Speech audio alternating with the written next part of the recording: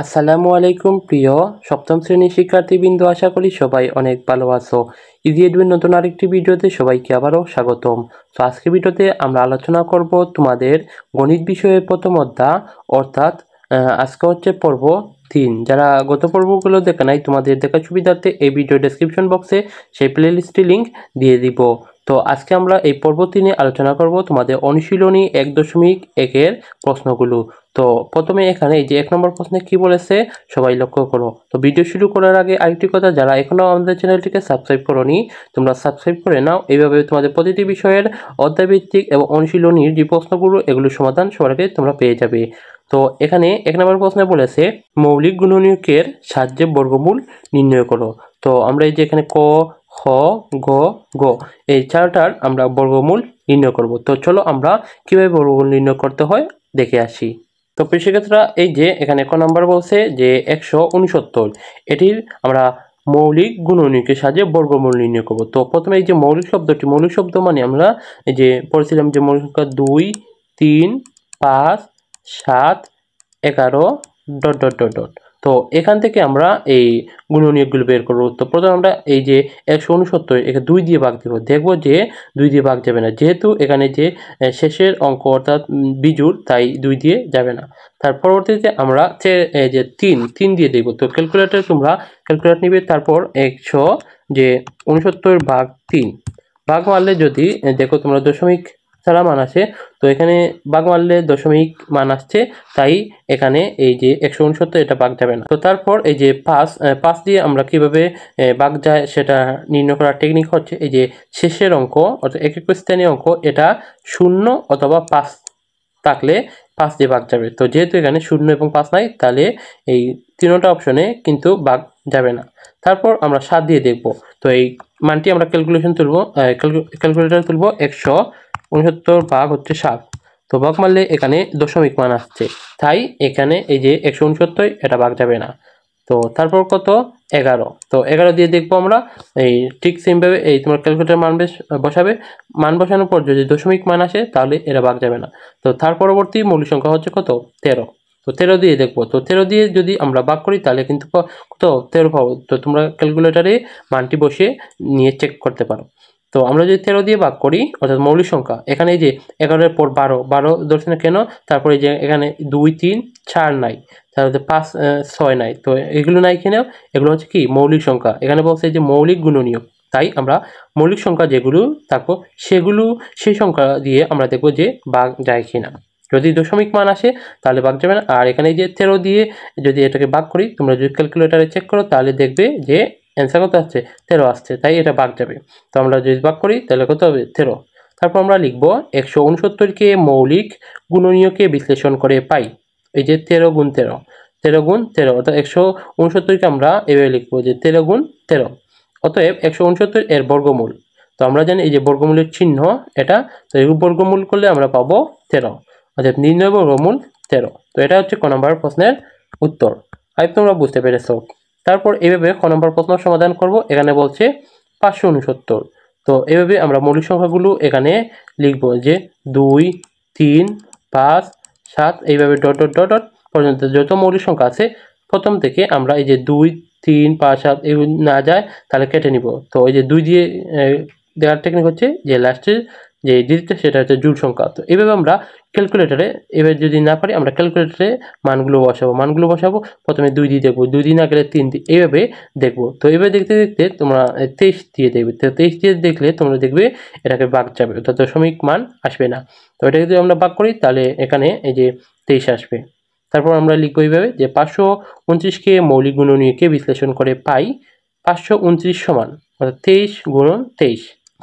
অতএব 529-এর বর্গমূল, এই যে বর্গমূলের চিহ্ন হচ্ছে রুট। তো এটাকে আমরা যদি বর্গমূল করি তাহলে পাবো কত 23, নির্ণয় বর্গমূল হচ্ছে 23। তো আই হোপ তোমরা বুঝতে পারো। তো একটি যদি তোমরা বোঝো তাহলে এই বাকি সব কয়টি এই নিয়মেই তোমরা করে নিবে। তো তারপরে যে গ নাম্বার বলছে 1521, এটাকে আমরা বর্গমূল করব। তো প্রথমে এই যে এগুলো ভাঙবো। তো প্রথমে হচ্ছে 2, 3, 5, 7। তো যেহেতু 2 যাবে না 3 দিয়ে দেবো। তো 3 দিয়ে এখানে হবে কত 507, আবার এই 3 দিয়ে 507 ভাগ করলে কত 169, আর 169 আমরা পূর্বেই করেছিলাম যে 13 দিয়ে ভাগ যাবে, 13 দিয়ে হচ্ছে এই। তারপর আমরা এইভাবে লিখব যে 1521কে মৌলিক উৎপাদকে বিশ্লেষণ করে পাই ওই যে 3 গুণ 3 13 গুণ 13, তো যে 3 গুণ 3 13 গুণ 13। তারপর এগুলিকে আমরা আলাদা করে নেব জোড়া আকারে, 3 গুণ 3 13 গুণ 13। প্রতি জোড়া থেকে একটি করে গুণনীয়ক নিয়ে পাই, অর্থাৎ এখান থেকে একটি 3 আর এই জোড়া থেকে একটি 13। তো এগুলোকে আমরা নিয়ে গুণ করলে পাবো কত 39। অতএব 1521 বর্গমূল রুট ওভার 1521 এটা বর্গমূল করলে পাবো 39। অর্থাৎ নির্ণয় বর্গমূল এত। আইএফপি সেক্ষেত্রে বুঝতে পেরেছো। তো তার পরবর্তী যে গ নম্বর এখানে 11025, এটাকে আমরাও এভাবে মৌলিক সংখ্যা দিয়ে ভাগ করবো 2 3 5 7 ডট ডট ডট।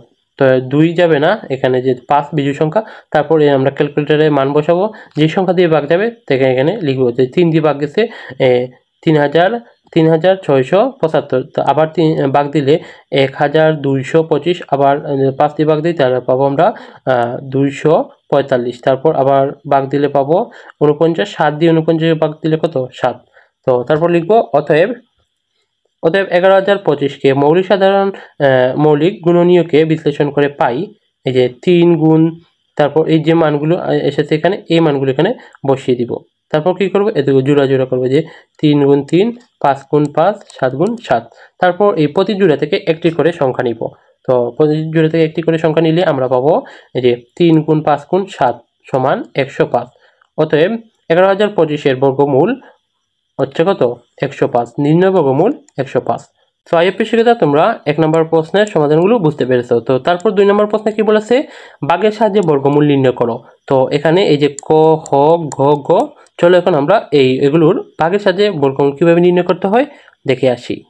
তো শিক্ষার্থীরা এখানে ক নম্বরের প্রশ্নে বলেছে যে 225কে আমরা ভাগের সাহায্যে বর্গমূল নির্ণয় করব।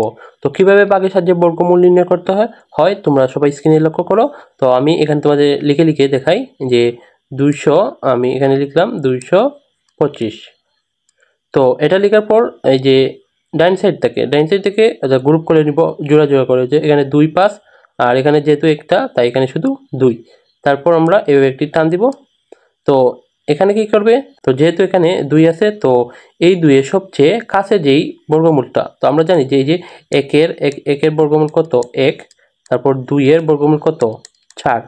তো যেহেতু এখানে 2 আছে 4 হবে না, তো সবচেয়ে কাছের বর্গমূল হচ্ছে কত 1, তাই আমরা এখানে 1 বসাবো আর এই জায়গায় 1 বসাবো, অর্থাৎ ভাগফলের জায়গায়। তারপর কি করব এখানে বিয়োগ করব, এই যে 2 থেকে 1 বিয়োগ করলে কত হয় 1 হয়। তারপর কি করব আমরা, তারপর এই যে 1, এই 1 এর ডাবল আমরা এখানে লিখব, এই যে 1 এর ডাবল এখানে বসাবো। তো 1 এর ডাবল কত 2। তো তারপর কি করব আমরা, তো 2 দিয়ে যেহেতু এখানে যাবে না ভাগ, আমরা এই যে জোড় সংখ্যাটা লিখব, অর্থাৎ কত 25, 125 হলো এখন। অর্থাৎ এখানে যেহেতু 25 হয়েছে, এই 25 আমরা এখানে নামাবো, যেহেতু 2 দিয়ে ভাগ যাবে না। তারপর কি করব, তারপর আমরা এখানে এমন একটি সংখ্যা বসাবো যে সংখ্যা বসালে এই 125কে ভাগ যাবে। তো আমরা কি করব এখন, এখানে যদি 5 বসাই, তো 5 দিয়ে আমরা ভাগ করি তাহলে পাবো এই যে 125 ভাগ যাবে। আর এই যে 5 লিখছি এখানে, তাই আমরা এই ভাগফলের জায়গায় একটা 5 বসাবো। তারপর এই যে 125 থেকে বিয়োগ দিলে কত 0। তারপর আমরা নিচে লিখব যে অতএব 225 এর বর্গমূল সমান রুট 225 সমান 15, অর্থাৎ এই যে ভাগফল এবং বর্গমূলের সাথে মিল থাকতে হবে, মানে উত্তর হবে না। অতএব নির্ণয় বর্গমূল 15। আইপিএস সেক্ষেত্রে তোমরা ক নম্বর সমাধানটি বুঝতে পেরেছো। তো তারপর দেখো তোমরা ক নম্বর প্রশ্নটিও এইভাবে, তো এই যে ডান সাইড থেকে জোড়া করে নিয়েছি 2টা, তারপর এখানে যেহেতু একটা থাকবে। তারপর কি করব আমরা দেখব এই যে 9, এই 9 এর কাছের যে বর্গমূলটা সেই বর্গমূলটা লিখব। তো কাছের বর্গমূল হচ্ছে কত, এই যে আমি এখানে লিখি যে 1 এর বর্গ কত 1, 2 এর বর্গ কত 4, 3 এর বর্গ কত 9। তো এখানে এই যে সবচেয়ে কাছে হচ্ছে 9 আছে, তাহলে আমরা এখানে 3 বসাবো। তারপর এই যে 9 থেকে 9 গেলে 0, আর আমরা জানি যে এখানে 0 বসাতে হয় না। তো তারপর কি করব আমরা এই যে 3, এই 3 এর ডাবল করব। তো 3 এর ডাবল কত 6। তো যেহেতু এখানে 0 যাবে না 6 দিয়ে, আমরা পরবর্তী জোড়া নামাবো কত 61। তো এখন আমরা এই যে 6 দিয়ে 61 ভাগ যাবে না। তো এখন আমরা এমন একটি সংখ্যা দেখব যে 66 ভাগ যাবে। তো এখানে আমরা 1 বসাইলে ভাগ যাবে। তারপর এই যে এখানে দিছি, এই ভাগফলের জায়গায়ও 1 বসাইতে হবে। অর্থাৎ এখানে যদি তুমি 2 লিখো, এখানে 2 দিতে হবে। এখানে 3 দিলে এখানে একটি 3 দিতে হবে, এই কথা। তারপর বিয়োগ দিলে কত? 0। তারপর অতএব 961 এর বর্গমূল হবে কত? 13। আই প্রিয় কথা বুঝতে পেরেছো? তো এইভাবে এই যে ঘ নাম্বারটাও এখানে বলছে 3969। তো এই যে দুইটা জোড়া জোড়া করে নিয়েছি। তারপর এই যে সর্ববামের যেই জোড়া থাকবে এটার আমরা যে কাছের বর্গ সেটা দেখব। তো আমরা জানি যে 6 এর বর্গ করলে অর্থাৎ 6 6 কত? 36 আর সাথে সাথে 49। তো 49 বেশি হয়ে যাবে, 6 নিব। তো এই 36 আমরা এখানে লিখব আর 6টা এখানে লিখব, এই যে এখানে। তারপর আমরা এটা বিয়োগ করব। এই যে 6 থেকে 9 থেকে 6 গেলে কি 3, আর 3 থেকে 3 গেলে কি 0। আর আমরা জানি এই আমি 0 বসাতে হয় না। তারপর কী করব? এই 6 এর ডাবল করব। 6 এর ডাবল কত? এই যে 12 বসানো হয়েছে। তারপর কী করব? এই 12 দিয়ে আমরা 3 দেবো, ভাগ যায়নি, তো অবশ্যই যাবে না। তারপর পরবর্তী যে জোড়া সংখ্যা সেটা আমরা নামাবো। তো এখানে কত হলো? 369। তারপর আমরা এমন একটা সংখ্যা বসাবো এখানে যে এই সংখ্যা দিয়ে এই সংখ্যাকে ভাগ যাবে। তো এখানে 3 বসাইলে আমরা যে ভাগ যাবে কত? 3, এই যে 369, তো ভাগ যাবে। তাহলে এই যে এখানে 3 বসাইছি, আমরা এখানেও এই 3টি দিব। তারপর লিখব যে অতএব 3969 এর বর্গমূল কত? 63। তো এই যে এখানে ভাগফল এবং বর্গমূলে মিল আছে, তো উত্তরটি রাইট। তারপর ঘ নাম্বার, তো এইভাবে ঘ নাম্বারটাও করবে। এখানে বলছে কত? 10,404। তো আমরা জোড়া করে নিব এই যে 0404 তারপর এই 1-এর সবচেয়ে কাছের বর্গটা, তো সে কাছের সবচেয়ে কত? একই হবে। তো এখানে এই 1 লিখবো, 1 থেকে 1 বিয়োগ দিলে, আর এই যে 1 যেহেতু গেছে এখানে 1 লিখবো। তারপর 1 থেকে 1 বিয়োগ দিলে কত? 0। তো 0 এখানে আমরা বসাইতে হয় না। তারপর এই যে 1-এর ডাবল করবো। 1-এর ডাবল কত? 2। 1-এর ডাবল 2। তারপর কী করবো? এই যে 2 দিয়ে 0 ভাগ যাবে না। তারপর পরবর্তী জোড়া হচ্ছে কত? 04। তো আমরা জানি যে আমি 0 বসে না, তো কত ছাড়। তারপর আমরা এখানে একটা 0 বসাবো। তারপর যে 20 দিয়ে 4 যাবে না, তো পরবর্তী জোড়া বসাবো। পরবর্তী কত হলো? এখানে 400 ছাড়। তো এখানে যদি আমরা 2 বসাই, তাহলে যে 202 গুণ 2 সমান হলো কত? 404। তাহলে এই যে 2 বসাইছি এখানেও একটা 2 বসাইতে হবে। তারপর এই যে লিখবো যে অতএব 10,404 এর বর্গমূল কত? 102, এর নির্ণয় বর্গমূল। সো আই হোপ শিখেছা তোমরা অনুশীলন 2 নম্বর প্রশ্ন সমাধানগুলো বুঝতে পেরেছো। তো আজকের ভিডিও এই পর্যন্ত। আমরা নেক্সট পর্বে এই যে 3 থেকে আলোচনা করব। তো আজকের ভিডিওটি তোমাদের কাছে কেমন লেগেছে অবশ্যই কমেন্ট বক্সে জানিয়ে দিও। যারা এখনো চ্যানেলটিকে সাবস্ক্রাইব করেনি, তোমরা দ্রুত সাবস্ক্রাইব করে নাও। এভাবে প্রতিটি বিষয়ের সমাধান আমাদের ইউটিউব চ্যানেলে আপলোড করা হবে। সো নেক্সট ভিডিও দেখার আমন্ত্রণ জানিয়ে আজকে ভিডিও এখানে শেষ করছি। আল্লাহ হাফেজ।